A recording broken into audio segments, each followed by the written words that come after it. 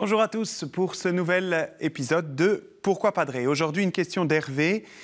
Peut-on avoir la foi en Dieu, être croyant et ne pas pratiquer la religion? Merci pour cette question qui interroge sur la nature de ce qu'on appelle la foi. Souvent, on réduit cette foi au simple fait de croire en Dieu. Oui, je crois fermement qu'il y a un Dieu.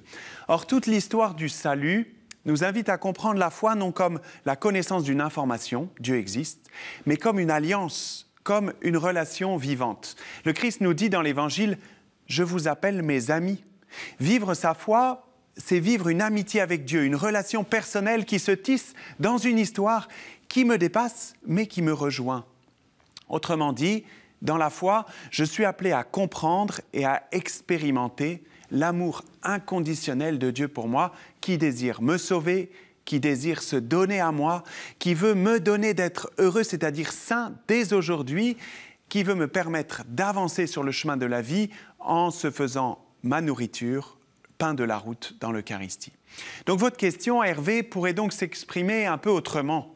Est-ce que, tout en sachant que Dieu est la source de la vie, qu'il se donne à moi dans un acte d'amour dans chaque Eucharistie, je peux laisser cela de côté?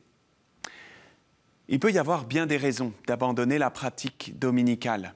Une communauté qui n'est pas fraternelle, un prêtre qui me semble distant ou ennuyeux, ou tel autre qui m'a choqué ou blessé profondément, l'éloignement du lieu de la messe, la fatigue du quotidien, le besoin de repos, le nombre d'activités vécues le dimanche, etc.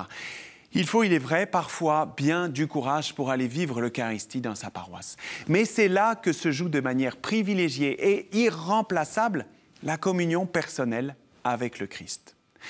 J'insiste ici sur la dimension personnelle de la foi, mais nous pouvons aussi regarder sa dimension nécessairement ecclésiale. Dieu se donne toujours par l'histoire et dans l'histoire d'un peuple. Cela est vrai aujourd'hui encore. Dieu se donne dans l'Eucharistie. Nous recevons le corps du Christ, mais nous le recevons par l'Église et nous formons également ce corps du Christ qu'est l'Église. Chacun de nous, nous avons notre place, notre rôle, notre importance au sein de ce corps. Quel sens alors d'être membre d'un corps qui ne se réunirait jamais?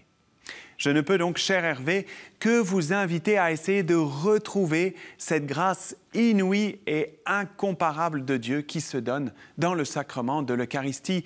Écoutant ainsi les paroles du Christ, vous ferez cela en mémoire de moi. Merci Hervé pour cette question, merci pour toutes les questions que vous envoyez à pourquoipadré@kto.tv.com et puis vous retrouverez cette vidéo, toutes les vidéos sur le site de KTO. Merci, soyez bénis et soyez saints.